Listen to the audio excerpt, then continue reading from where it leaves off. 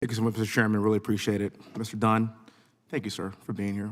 My condolences to you and your family. From the bottom of my heart, I am very sorry, and I hope we can do something to fix this issue of fentanyl in our country. Mr. Daniels, sir, thank you very much for your continued service. I mean that from the bottom of my heart. Thank you very much. Sir, Judge, thank you so much for being here. Thank you for taking time out of your very busy schedule to be here. I greatly appreciate everybody on this panel today.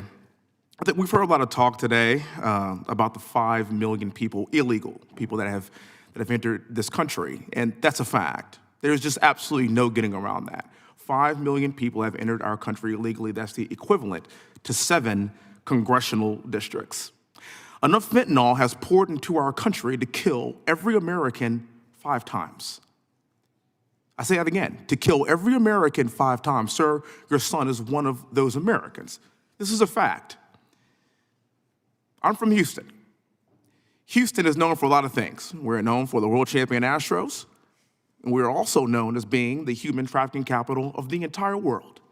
That's not anything I am proud of. This is all happening at our southern border as we live and breathe every single day. Sir, Judge, I'm not criticizing what you're saying, and I've listened to you, and I can hear your heart, and I understand where you are coming from. But you did say that there's no invasion here.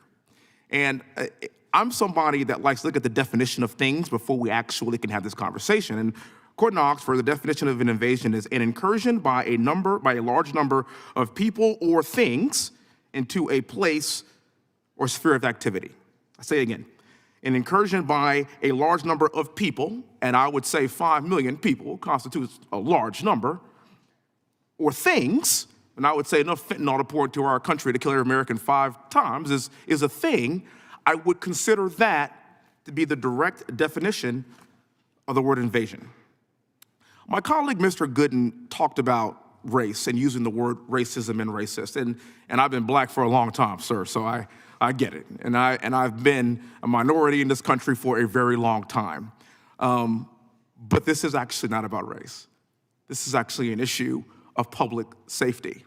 And if I call this an invasion, sir, I'm not racist. I can assure you I'm not racist. What I can assure you is that I want to make sure that fentanyl doesn't indiscriminately kill any race, religion, color, or creed, because fentanyl doesn't care where you're from. Fentanyl doesn't care about race. Fentanyl kills indiscriminately. This gentleman right here works his tail off every single day to stop that from happening. Now, there's been a break in the dam, and that's pretty obvious, because a couple of years ago, of course, we had some problems, but it wasn't amplified to the level that we are seeing every single day.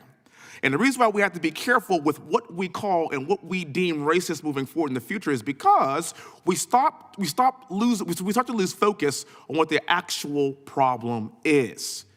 This administration, the Democrat Party, unfortunately, uses race as a scapegoat for everything.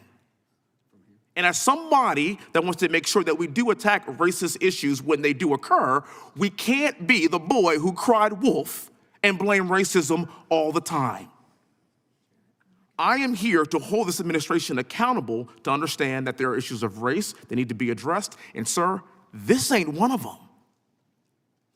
I applaud some of your actions in El Paso. It sounds like you're doing some great things. But I'm going to tell you, as being born and raised in Texas, living in Houston, we have a problem, and this problem has precipitated over the course of the past 2 years. That is a fact. I get working together. I get reaching across the aisle. But this morning, I can't believe that we had a 1-hour debate over whether or not we should sing the Pledge of Allegiance before we convene every day. 1 hour.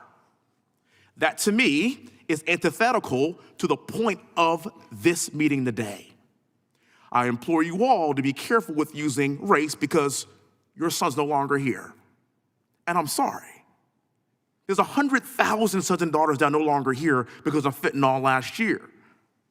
This debate is very important and very spirited, but I implore this entire committee take a strong look at what's happened over the course of the past few years and to derive substantive solutions to this problem so that our youth can continue to have a future for this country. It ain't about race. We are all in this together. I yield back, Chairman. Thank you.